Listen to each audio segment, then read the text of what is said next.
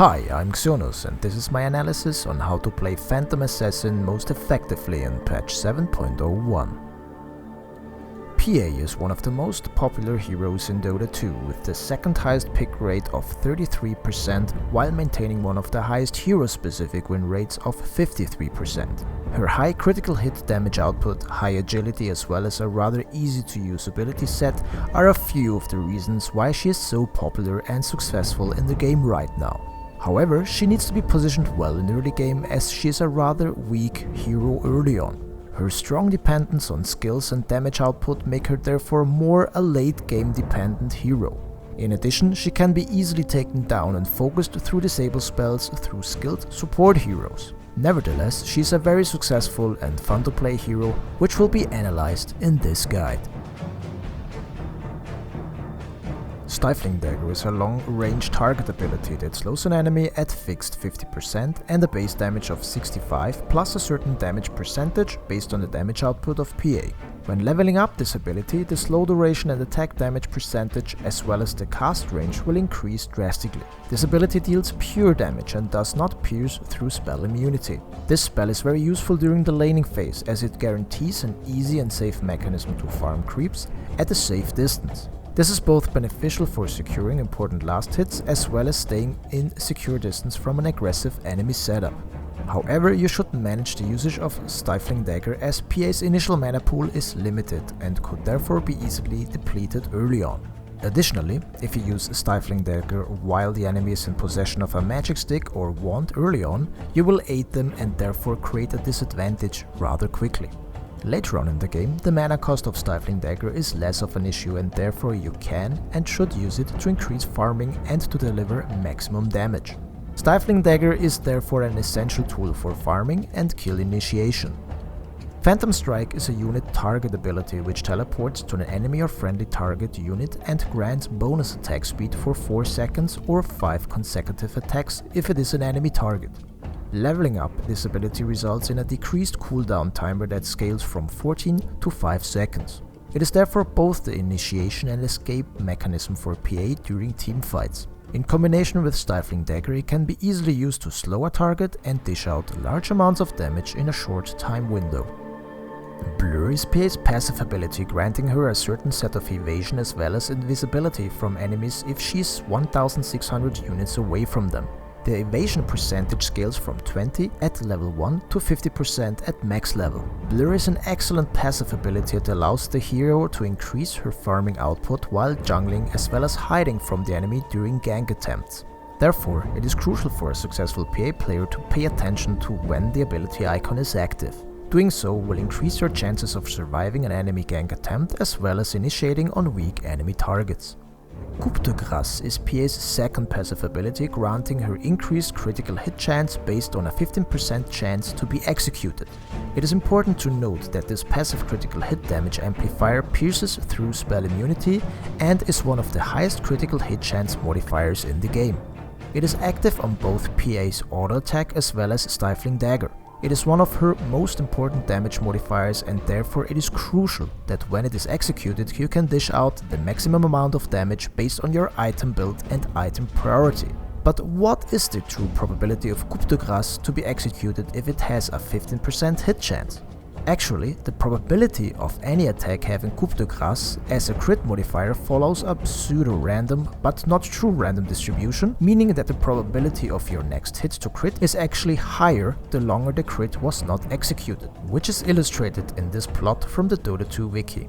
In other words, PA's actual chance to crit on her first attack is only 3.222%, not 15. However, each subsequent attack increases the chance to crit by another 3.2%, meaning that on her nth attack she has n times the 3.2% chance to crit. Once the crit is executed, the chance to crit is reset to 3.22%. This results in an average of 15% crit chance across all hits. Therefore, it is important for you to know that each individual attack has a much different chance to crit than the average crit chance that is displayed. Based on these observations on the overall skill set available to PA, generally accepted builds with high success rate have been established. In this guide I present the generally accepted laning build, which is the following.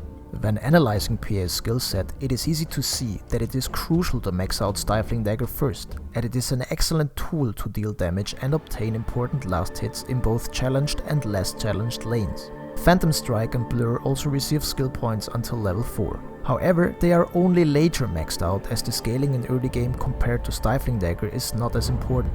At level 6, preferences diverge into two scenarios. Either maxing out Blur or Phantom Strike first. However, it is safer to max out Blur second compared to Phantom Strike, as it is both beneficial for farming and evading enemy ganking attempts. Statistically speaking, both options have the same win rate, although maxing out Phantom Strike after Stifling Dagger is the more popular choice. Coup de Grâce is usually maxed out at level 6, 10 and 18. The hero talents are chosen at levels 10, 15, 20 and 25, which will be now analyzed in more detail. Patch 7.0 massively changed the way we play the game. One reason is the introduction of the talent tree, which was probably in the making for a very long time. Generally speaking, there is no specific way to level up the talent tree for PA, as it is a highly situational addition to any hero's skill set. Therefore, I will provide reasoning for when which talent tree branch makes most sense. At level 10, you can either increase your damage by 15 or increase your health by 150. As of the making of this video, it is generally preferred to opt for 150 plus health if you are planning to run a high damage build based on your itemization. Otherwise, it is preferred to opt for damage. One example would be if you choose a Vanguard or if you plan to go for a late game farming build. At level 15, you can choose between increased 15% movement speed or 10% lifesteal. Here it also depends on which items you build until you reach level 15. For example, if you are already in possession of Vladimir's offering, it might be more beneficial to increase your attack speed compared to lifesteal. In other scenarios, it might be beneficial to increase your movement speed to catch a specific set of opponents in combination with phase boots. At level 20, the choices fall between plus 10 on all stats or plus 35 attack speed. The most popular choice here is to increase attack speed, as it synergizes extremely well with Phantom Strike, enabling you to take down squishy heroes more efficiently. The last branch of the talent tree at level 25 consists of either choosing between double strike Stifling Dagger or plus 25 agility. For this branch, it is also generally more accepted to invest in agility, as it provides more attack speed, damage and armor from the extra agility points. To opt for Stifling Dagger is highly situational in snowball conditions. I want to emphasize that the item choices you make always have to be adapted to the situation at hand and should prioritize efficiency against the enemy lineup. Here I will give an overview of the most popular items for this patch and provide reasoning for their choice. As starting items, it is established to go for a Poor Man's Shield and Tangos if you are planning to play safe lane. Another option is to go for more survivability items and get the Poor Man's Shield later. Therefore you would buy a Stout Shield, a Healing Salve, Tangos and a Clarity Potion. Core items usually consist of phase boots for increased mobility and to more easily target weak enemies. The next important core item during the laning phase is a Blightstone that reduces enemies' armor and synergizes very well with Stifling Dagger and Phantom Strike, as well as later on with your critical hit chance. For more survivability and capability to also farm jungle camps, a Vladimir's offering can be a rather good and safe choice. As soon as you can afford damage items, you should focus on getting a Desolator as fast as possible. Desolator reduces a target's armor for 15 seconds and therefore also synergizes very well with your ability set. Note that armor reduction also works on buildings. After establishing core items for your hero, you can extend your item set by building a Black King bar to counter any attempts at shutting you down through disables. Further extension items such as Sanshin Yasha, Eye of Skadi or an Abyssal Blade will help you greatly in dealing enough damage to take down most tanky targets. An Assault Cuirass is also a good extension item, as it further increases your attack speed and armor. Also make sure to always carry a Town Portal Scroll, as you are the pure damage output, even if it is through focused Stifling Dagger strikes, which can greatly help in any team fight. Items that depend more on the situation of a game consist of Vanguard, which usually helps PA to sustain the mid to late game and to more safely farm the jungle in the later gaming stages. Additionally, a Manta Style is a great alternative to Sanshin Yasha as well as a Black King bar, as it allows you to break out of silence, slowing or disjointing ranged stuns, and therefore is a possibility to counter disabling intense lineups. An Eye of Skadi is also a valuable choice for PA as it keeps the enemy in check even further while you initiate on them. In any case, make sure to adapt your item choices to the situation at hand and play your role accordingly. More experienced players can also aim for different items such as a Helm of the Dominator to stack the ancient camps. However, these strategies go beyond the focus of this guide. As you are one of the most important damage dealers of your team, it is crucial for you to farm up your core items safely while maintaining good map awareness. As mentioned before, a Poor Man's Shield and 1 level in Blur should make it easy for you to sustain your lane while increasing your net worth easily. As soon as you hit level 6, your priority should be to further work towards your core items while, if possible, aim for an early takedown of the enemy's offlaner by initiating a gank with your allies. A successful takedown will not only guarantee faster item progression but also prevents the enemy offlaner from securing an early to mid advantage. It is however important to note that the timing and execution of ganks depends heavily on the enemy's build state and spell toolset.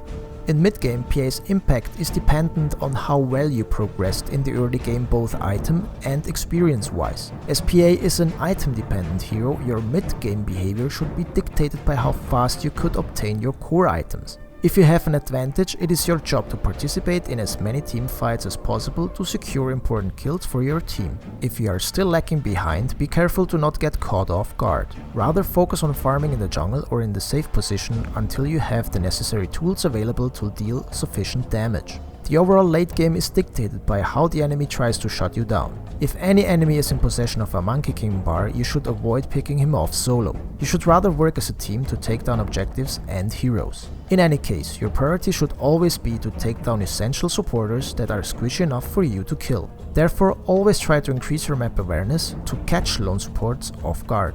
If these attempts fail, try to increase your survivability and deal damage on high value targets while surviving important teamfights so you are also capable of defending any enemy pushing attempts. As mentioned before, PA is an item and farm dependent hero that can be rather easily shut down by a capable enemy. On the other hand, if she is playing together with heroes that can disable the enemy, she will benefit greatly by easily executing kills through Stifling Dagger and Phantom Strike. Therefore, she plays well together with heroes such as Omni Knight that can deal damage with Purification, Ogre Magi that can stun the enemy with Fire Blast, Lying with Earth Spike, as well as Hex for Shadow Shaman. As mentioned, Pia can have a hard time against foes that will lock her down. Honorable mentions are Bane as well as Razor, which can steal damage with Static Link. And last but not least, any hero that has a Monkey King bar can easily target and eliminate her. Thank you for watching my in-depth analysis on how to play PA most effectively in patch 7.01. As this is a new format of my guide series, I am highly dependent on your feedback. Please let me know what you think and how I can improve my guides. Please also make sure to like this video as it will greatly help me in getting higher rated search results on YouTube. Good luck, have fun, and see you guys next time.